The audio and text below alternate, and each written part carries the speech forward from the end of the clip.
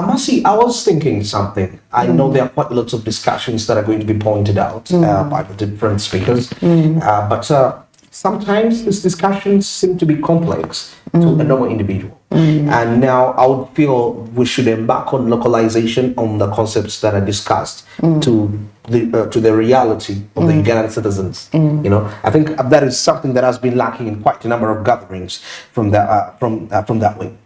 But of course, still, we need to understand that the effectiveness of this conference is not only just reliant on what Uganda is going to benefit, but I would feel like there is a necessity for the attendees, the people that are attending from the different countries. What benefit are they going to feel as a result of being here? And now this will come to terms of ideological exchange, because Uganda, we are gifted, our president is gifted when it comes to ideology that can transform society.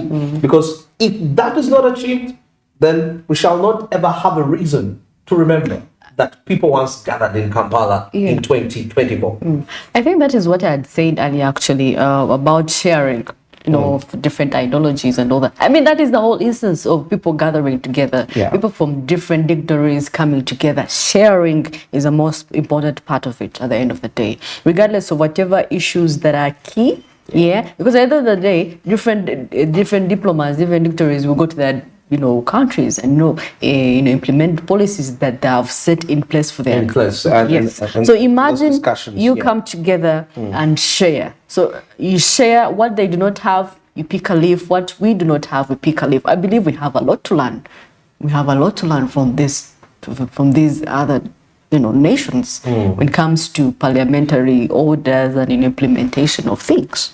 Yes. Parliamentary order and implementation. Yes. So do you think we have? Yes. We have a lot to learn, actually. Understanding that the parliament works for the people. Yes. You don't go to the parliament to earn a big salary, get a salary, but you have to work for the people. Yes. That puts you in that position. That is key. Now, of course, being speaker of, that is according to report here, or presiding officer from the Commonwealth, of course, this means that what you share in common is an certain benefit. That is, if you're part of any of these countries to be discussed at. This is something that we need to understand. Because according to somebody here, he says that if it was not for things like English language, the British Parliament system, then this conference would ideally not have existed. And therefore, giving credit and honor to the rich heritage of the British culture, which has all benefited all the conference of all the members part of this conference, would go a long way in meaningfully engaging a very 2 years as speakers and presiding officers of such heritage. But of course, for purposes of growth, still, we see for purposes of growth and development of the British parliamentary systems, the members of the CISPOC will find it valuable to definitely reflect on how effectively they are utilizing this British parliamentary heritage in their countries. Like, of course, some members could have chosen to use the British Parliament heritage as one, their heirs to them being heirs to the Britain's parliamentary system, or choose to be squatters utilizing that is Britain's parliamentary system to choose to be, or even choose to be servants to the British parliamentary systems. Now, these are quite very key reflections on these choices, how to improve and how to maximize the British parliamentary heritage for local benefit, which can actually go quite a long way. Now, what is going to be discussed, like the writer says, we're looking at the aspects of the British parliamentary heritage. Are you going to be heirs to the British parliamentary heritage? Are you going to be squatters? Or are you going to be servants? So, what are the benefits? These are part of the ideologies that actually need to really be put out there. But I would wish we would all be on the top. In terms of because like we mentioned the GDPs, and we saw that in the upper brackets we had a few countries. In the lower income brackets we had quite a number of countries. That is unfair, and Uganda is part of. But why is that? Because we are servants to the British parliamentary heritage system in all those perspectives. So these are things that we need to really break down. I would feel to make this conference profitable in terms of ideology transfer. And now the difference between the various choices above is definitely into the mindset an ideology issue, because heirs perceive, like for the case of heirs, they perceive they have inherited the British parliamentary systems as their own system, thus committing to continuous innovative improvement to address local context and enlighten local citizens to perceive life at higher level and utilize a tool to solve local problems. I think that is one of the things that is failing us, Uganda. At the end of the day, you have to differentiate between interest and need. So we are, into a system where people are onto themselves. It's about themselves. It's about personal benefit at the end of the day. Exactly. For you, the last consumer, the local, the citizen, the one that you represented, you come last, at the very last, when things have actually gone so worse. So at the end of the day, if you're to serve, you have to know that you're not serving for yourself, you're serving for other people. Yes, you have to know the interests of other people. Other people. Yes. Of course, like you mentioned, like the writer mentions here, has something to do with those that take themselves to be the heirs of the British parliamentary heritage system. They perceive they have inherited it, and they actually they assume it's theirs, and they use it to enlighten other people. That is something quite key. Of course, this is compared to the nation that owns vehicle models adapted way back in the 1960s, but launching improved model versions to represent the aspirations, context, collective culture of their nations, taking a look at with the hope of definitely producing a better version than the one intended from the British. Now, of course, we take a look at the squatters, on the other hand, that utilize the British parliamentary system like temporary tool for their benefit without giving credit to the British authors, owning the system with powers to customize it. Now, and the servants utilize the British parliamentary system for submission to and for benefit of Western civilization interests. Now, of course, in order to earn professional pride and the glory for affiliating or looking and sounding like more like their perceived British proprietors. Now, there are also quite opportunities and threats which for any choice a nation or leader is actually making, because we widely aware that Britain actually has that Britain, the Commonwealth heritage definitely was built and inspired by, of course, certain values best at the ancient Britain at that time. And of course, this had to do with Judeo-Christian values that were building all these perspectives. So, understanding this is very key. And I would also feel like part of the key discussions, we see the geopolitical tensions that is happening, that is across the world. And because a huge number of the participants in the NAM conference, you find that actually they make about 55% of UN representation. So it points us out that we need to have a way we can discuss how the geopolitical tensions are going to impact emerging economies like the countries whose members are in Uganda today, whose speakers of parliament are in Uganda today, because it's quite a huge issue, and emerging economies are going to be really affected. Take a look at the BRICS, and the G7 from that perspective. All these politics, like when they say that when two elephants fight, the grass suffers, so all these perspectives. So we couldn't wait to suffer. So we had to make this alignment movement, that now this is way beyond the conference now. I'm talking about the NAM and the G77, but most especially NAM members are part of the NAM, from that perspective. So how are we putting together efforts, just like the theme says, deepening cooperation for global affluence. So that should be quite a big deal, because most of the countries that are still part of the Commonwealth speakers, the representatives that have come, they don't differ any from those from the NAM. Of course, they fall here and they don't fall there, but at least 70% all fall anywhere. From that perspective, they cut across the three, G77, NAM, and part of the CIPOC, conference. So I would really feel like those should be ways of how we can abut the economic implication of the geopolitical tensions globally for the benefit of these nations, and such that we can have our GDPs adjusted at least to the upper income bracket, just like the proprietors Singapore, taking a look at Britain and Canada. Yeah. Well, of course, we also have another issue that has to be discussed, presented during the CSPOC, and of course, when it comes to globalization versus patriotism.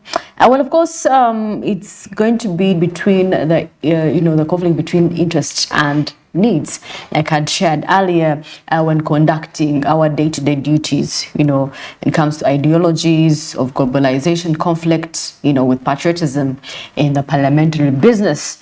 Well, of course, though members of parliament are sworn in to represent the interests of their constituents, at national level, the interests at personal level, that also has to be considered into place. Their personal interests as well. Then also national level and international level, was always conflict, with local needs. The local needs to the constituencies that they represent, because for Uganda we are a society that has different languages, different cultures, different ideologies. So actually, you talked about cultures, ideologies, and the biggest question, the biggest challenge we've been having is that we are trying to waste our time to head into industries, to head into sectors which probably we may not have much competition globally. And this competition, I would also bring it in terms of determining prices. We don't have a say from the perspective. So when you mention that, we have the people, we have different people, we have different cultures. But the challenge is that how are we commercializing these uniqueness, these unique aspects that we have. The different cultures we have, right? Yeah, and actually that points me to a discussion I had yesterday with Mr. Collins Tugumusirise,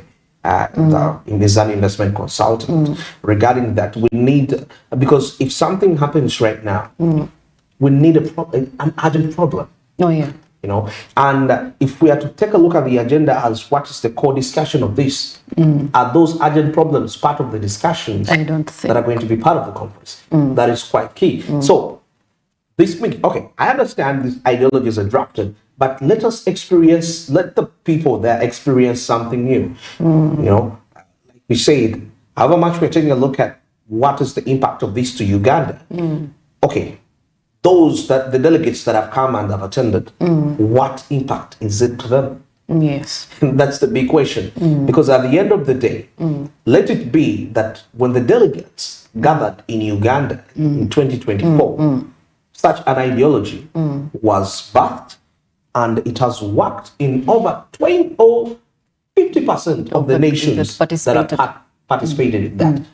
That would be worth memorable from that perspective. And that means when Uganda one day speaks, the 50% countries, they will listen to Uganda, knowing this is where this got birthed. This is why our GDP transformed from this to the other. Other than having the same old discussions all the time about, and yet there is nothing much about them. Well, of course, yes. Actually, I think this thing was the talk last year, about different nations coming up with different summits, different conferences. But at the end of the day, whoever is hosting, you have to lead by example. Actually, I think there has to be a criteria in which we have to take turns in hosting, depending on how the impact of these summits have been over the years. You get, if you as a country are facing certain challenges, you don't expect to be impactful to another country. Exactly. Absolutely. You can't give what you don't have. You cannot give what you don't have. Yeah. So definitely, I believe, hopefully, we could have maybe maybe when it comes to tourism or maybe something like that, we could give an idea or two to them. But when it comes to economic... But we are gifted with ideologies. Yes, we are gifted with it, but we are not implementing them. He is actually an ideologist. He's an ideologist, but we have failed one way or the other in implementation. Yes. Of course, those are every nation that has come here has challenges in their home countries, and probably they're dealing with. So it will be a challenge if we share the ideologies and, okay, it will be actually not be a challenge. It will be a challenge to us if we share the ideologies and those that we've shared with take on the responsibility to carry them on. And next time, we, gather, for another, conference or summit, we do not have, we don't have what to show for the ideologies that we're discussing. Yes. In other words, we've not implemented, but the people that attended have it's a shame. exported those ideologies to those countries, and they are working out for them economically. Yes, it's actually a shame. Yeah, I think that would be quite key and important. We need to go, what is that memorable aspect that we are creating as a result of this gathering? I will actually definitely speak a lot. We need to see the results. We need to be a socio-economic transformation that is in the various sectors of the economy as a result of this. And we have a fair, can I call it, economic growth amongst all the nations. Among the nations that are within the rate of almost the GDP, I mean the low leveled GDPs, at least we should be above them. For now, for us to get to the middle, at least we have to be above them. Yeah, and of course, quite a lot of. But there is always chance. I believe these conferences give chance to every country because small as it is, it has something that impactful that is different from the ones that are the member states, the different member states. It has something unique to it. I believe that Uganda will have something unique to share with the rest. Okay. Yes. And also the aspect of markets, opening up new markets, because as much as we are embarking on industrialization and agro-based and value-added agriculture, of course not exporting raw materials, we need to understand is the market available for what we want? And this, among us, these people, we can actually have established markets. Of course, we've been facing challenges when it comes to regional marketing. Kenya, we've had issues with Kenya. That's why I won't be surprised if we are now building new ties with Tanzania. But why would it be the case, anyway? Because even Kenya is still part of this, if you can really take a look at that. So, as we see how we can discuss matters of regional trade disputes, lifting of tariffs, but this should be the core discussions, honestly. This, I'm just thinking, this should be part of the core discussions of this, because maybe if Kenya can listen, may not be able to listen as in the East African region. Now we are under a bigger unity. We are under a bigger umbrella. So Uganda, I'm putting out my issue. I'm having issues with trading with Kenya, and we are part of this. What are we going to do about this? If the issue is quality, how do I promote the quality? If the issue is protectionism, probably you are afraid that you will have goods remain because there is competition from Ugandan goods. Then let's revise onto external markets where we can dispose of surpluses. So I feel like these are solutions to the core. And with the bigger community, we can establish those buckets. That whereby, in case if the issue was protectionism, this is a market for you. You can sell excess aspects here. If the issue is quality, well, this is the skilling skilling plan for you. Of course, education and so many more. Those perspectives. We are getting back to the solutions, and amongst still these countries, we can get. They have high quality education. Take a look at Malaysia. Ugandans can still go there at relatively cheaper costs. Now, these are. I feel like these meetings. These are the essence that we should talk about. Why are we victims of the Western ideologies versus the Western and Eastern ideologies? Yet we within ourselves, we have everything. We are blessed with a country like India. It's a big global power, trust me. And I mean, by the way, India, Brazil, they're one of those BRIC nations to look out to. So that means India and Brazil have a certain understanding. Brazil is another energy powerhouse. So Brazil's cooperation with India can definitely be incorporated in such a gathering because India is present.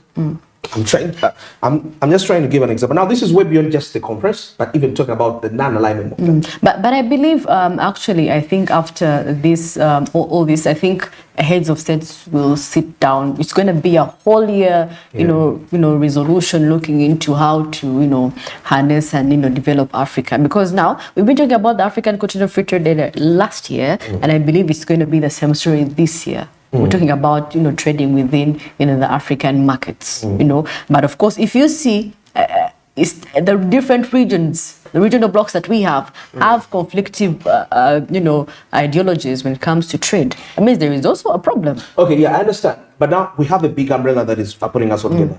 This is to deal with all different regional groupings at trade related and challenges that we are. Really and now that we're no longer in AGOA. We're no longer going to be, part of AGOA. Yeah, we have to strategize. That is scary.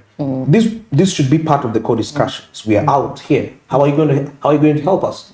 Because the issue we have in Uganda is now markets. Because if you take a look at our exports, even last year, however much we experienced a trajectory, it is still below. Because if we can't make $1 billion sales from exports from countries that are earning 20 billion in sales, then and we are only fluctuating within $100 million, 300. If we've gone too much, $800 million, but we've not hit $1 billion mark. It is still something to ask. Why can't we do that? Yeah, true. But now, discussions among us strengthening regional. Of course, it would start with the region. Yes. And also trying to see how we can open up domestic markets by empowering consumers, people access to credit, create more investment, people are having minimum wage, because to enhance their consumption power, because we are advantaged with the huge population we have. In most of these countries, if you take a look at the population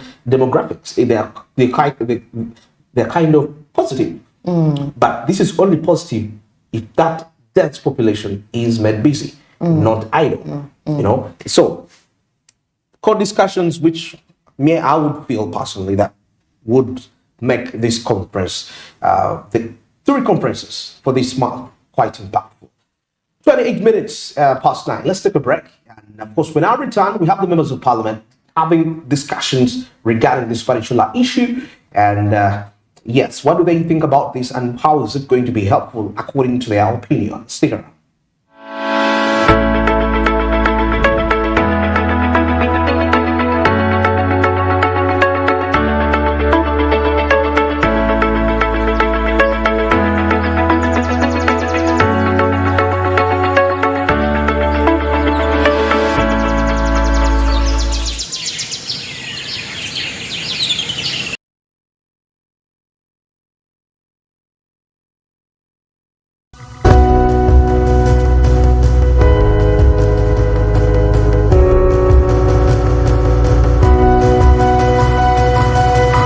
Smart 24, driving business. Luxury redefined at Seasan Hotel as you indulge in the splendor of elegant living fit for the royalty that you are. Step into comfort, pampering and blissful customer-centric service as you select from our range of comfy exquisite living quarters furnished to meet with your royal preference. Surrounded by scenic beauty, our tropical setting allows you to escape the glamorous ordeal of city life. Our ambient green gardens will guide you to a place of revitalizing rest. The 3-star restaurant caters to your palate, serving your choice menu ranging from exotic cuisines to local delicacies. Our chefs will serve you full-course meals for a truly out-of-this-world culinary experience. Our fully stocked bar to whet your throat, from renowned global brand whisks, brandies, gins, beers and wines to our locally celebrated beverages, you will not lack for any brew age. It's an all-new experience in the East at Seasan Hotel. So visit today at Plot 15 to 19 Spire Road, Ginger, or contact us on +256 751 719-960 and +256 785 354 614 for reservations. Seasand Hotels, luxury redefined.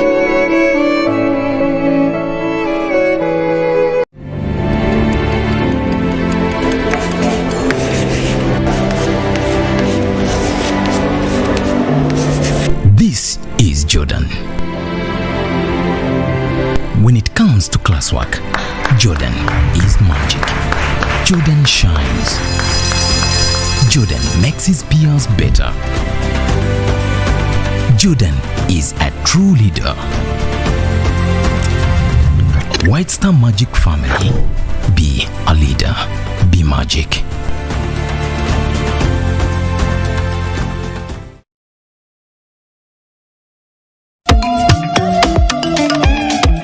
Jovia ng'oyolekera ku lugendo luno olw'obulamu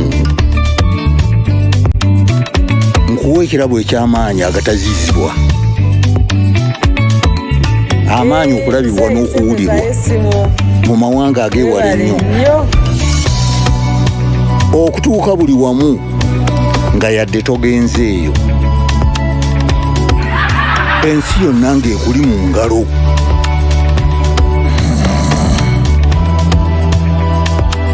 Okutambula mu biseera n'okumanya buli kimu ekirina okumanyibwa.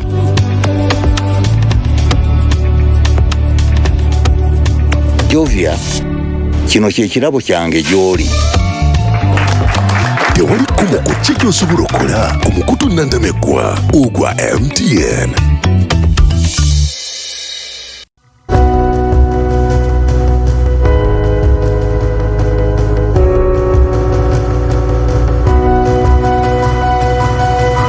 Smart 24, driving business.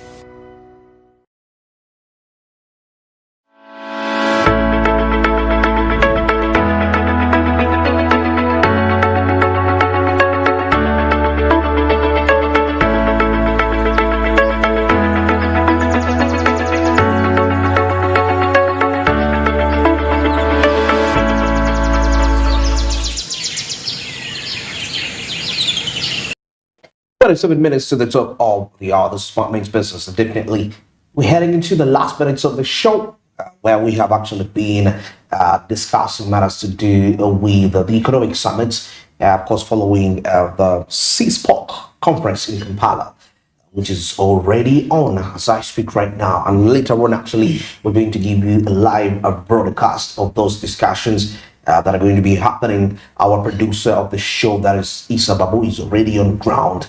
It's going to be giving us that coverage. But of course, still, to remind you, Smart Means a Business, Smart 24 TV. If you can always hit us up on different platforms, of course, to kickstart off with the social media handles at Smart 24 TV. That's on Twitter. You can follow us there. We normally put up open discussions. You can participate, give your opinion. What do you think? Of course, economic related. And Facebook, Smart 24 TV official. That's on Facebook. You still follow us there. Like what we share there and engage in the different discussions that happen.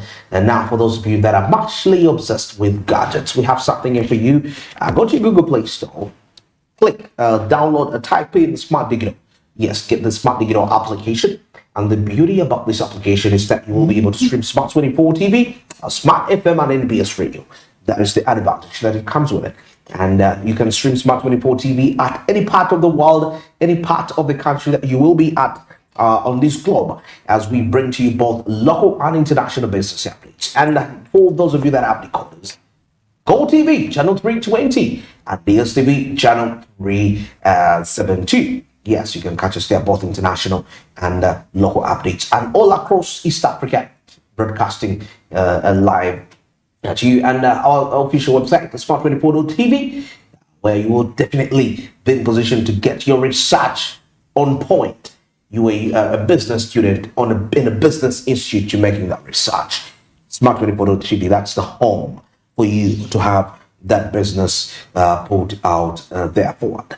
And well, as we are winding this up, like I told you, we shall be having the members of parliament address their issues about this conference? What do they really think? But of course, their views are combined with the NAM conference, holding the NAM conference, the G77, and what significance they for the country Uganda. Maybe Masi, your last regards as we get out of here. Well, of course, I'm going to be broadcasting to you live this very CISPO. I believe you're gotta give it an open ear and listen carefully to what is going to be shared. Yeah. I'm going to be listening in too. So please, till next time, we wish you the best of this very year. Be productive, make a difference this year, actually. And that is what we wish you to do. And now let's get into the views of the different members of parliament. What do they think about Uganda hosting the CISPOC, and what impact is it, and how is the parliament going to be influenced when it comes to serving the people of Uganda in the context it was designed, most especially when it comes to influencing both fiscal and monetary policies that are put out there. Well, till tomorrow, I would still wish you a happy new year. First of all, I want to say that the conferences and organizations, whatever organized in Uganda, are good. However, the way they are organized in Uganda, they don't benefit a local person. The local person actually suffers. These days I saw KCCA, the soldiers, the police, removing every small business from that road going to Munyonyo. That is not what must be done.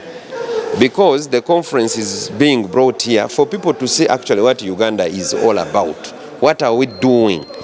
Those people would have remained there. Those people would have been organized. Then the speakers, then the people who are coming for NAM, to see and appreciate that Uganda is like this. Probably Uganda needs to be helped here and there. On the economy, there are a lot of dollars coming in from different countries. But the thing is, who is benefiting? Who is benefiting is Sudhir Rupareli, who is selling the food there. One can say, yes, the food is bought from the farmers. Oh, yes. But how much is the farmer gaining from there? You might find that the farmer sells a whole cow, at 4 million.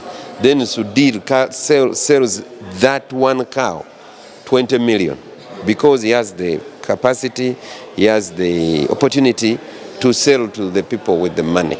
So the money would have been basically benefiting that person who is supposed to be helped. Otherwise, I don't have a problem with the conferences. The conferences are very good to come to Uganda, but the way we organize them do not support and help the local person. And for me, in my party, ours is about the local person, the lowest person. Our policies are normally touching that lowest person in the country. The farmer, the farmers, the people doing piggeries, people doing poultry. Those are the people we must look at how we improve their livelihood in Uganda so that they can benefit from those so many conferences coming here. When we talk about the money that they have invested in this? Yeah, there is money which has been invested.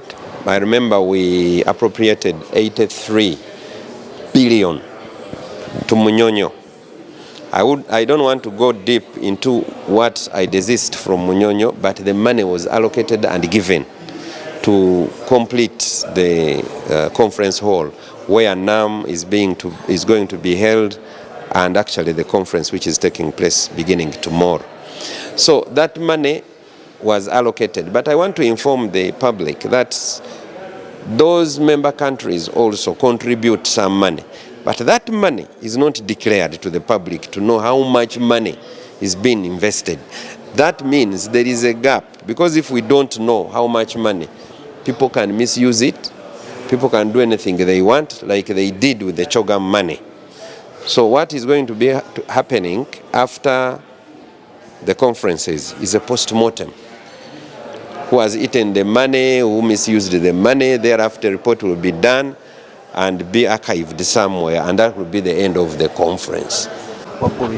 Is the harmonization on an issue of anti-homo sexuality, so that all the speakers from wherever they have come from, their legislative assemblies or of parliaments will give a pronouncement to denounce the anti-homosexuality law in their countries. And they will speak with one voice, which will make majorly the Commonwealth countries to be solid, to fight together as one. Secondly, my expectation is that we have so many colonial laws that are not worthy to still be operating in our modern countries. I believe that with the exchange of presentations that is going to take place, and the discussions and the dialogue, we shall identify laws that are not worthy in our modern society, so that those speakers can be guided to preside well over their parliaments, to make laws that are good and befitting to their people. This is going to benefit the business sector in Uganda, whereby, as I speak now, all the hotels and the lodges are fully booked to the capacity that now the guests are being moved to Jinja, to Masaka, as a result of demand. And every business person in terms of hotel industry is making money. And when a business person of hotel industry makes money, even the produce suppliers, the agro-based suppliers will make money, because food is attached and the beverages are attached, and at the same time even transport is attached. Right now the transport sector, majorly the car hire, is flourishing because all the vehicles has been hired out for our guests. We expect a lot from these guests. Already over 20 speakers of different countries have reported to this conference. We expect a lot of benefits, and the business community today, they are all prepared. These people are going to sleep in hotels, they are going to get money, dollars moreover, and pounds. These people are coming from different countries. They are going to eat, they are going to enjoy, they are going to be taken around the country for tourism purposes. And this, in a way, is promoting our country, not only in terms of tourism, but also in terms of business. You cannot grow alone, because Uganda is not an island. And in a way, this conference is going to promote a number of, these conferences are going to promote a number of things, are going to promote us as a country in a number of areas, sectors: tourism, education, the road sector. Already in Kampala, rehabilitation of these roads is going on. So the people of Kampala, the people of Uganda are going to benefit out of this conference. So as we receive more and more of these conferences, Ugandans should be proud of them. They should not curse that no, government is spending a lot of money. Yes, government is spending, but it's necessary to spend in such an area, because as we receive the guests, we are going to share with them the development opportunities in their country. As they also come here, they experience what is happening here in terms of business, what can they promote here, because much as these are political leaders, they are also representing the business interests of their countries. So we shall be engaging them in various areas and various sectors, and in the end you will see investors coming from their countries coming here in the country to invest here. In terms of is that, one, as a country we have reorganized ourselves, we have built infrastructure which is going to remain for us for better hosting of such other events in the future. You have had the roads being done. You saw the partnership between the government of Uganda and the Munyonyo Commonwealth Resort, where we have put up a multi-billion conventional center. This is going to remain, and it will be available to host other conferences. There are other immediate benefits. People who are engaged in hotel industry, in tourism and tours and travel, all these are going to benefit immediately. There are a lot of jobs that have been created. The car hire business, fuel, food, all these are immediate benefits these conferences come with, but we also have future benefits whereby the delegates, when they come, they are not only going to spend, for example, the conference of speakers and presiding officers is only for 3 days, but you find that the delegates will spend here more time. Some of them have been here for more than 5 days, and the conference is just starting today, and they are not going after 6th. They will stay over. So they are going to look for other opportunities, businesses, trade partners, and this is going to have a multiplier effect in the future, whereby we shall increase the tourists. We are going to increase trade partners, people coming in here to look for, to build on the trade opportunities identified during these conferences. So the future is bright, and we should commend the leadership of this country and this parliament for making sure that Uganda hosts these conferences, because it is a competitive process, and by the time you are assessed and found fit, it means there is some underground work we have done to lobby, but also to put up infrastructure to attract positive decisions for us to host. So it's something that is very positive for us as a country, especially as we recover from COVID-19, to make sure that we have formal and informal sectors all benefiting from these 3 conferences, which are going to be hosted one after the other.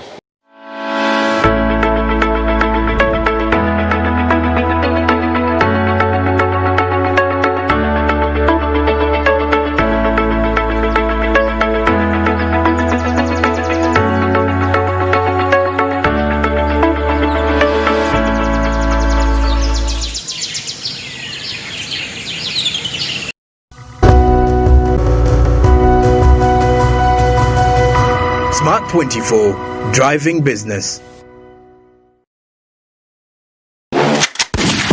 Electric buses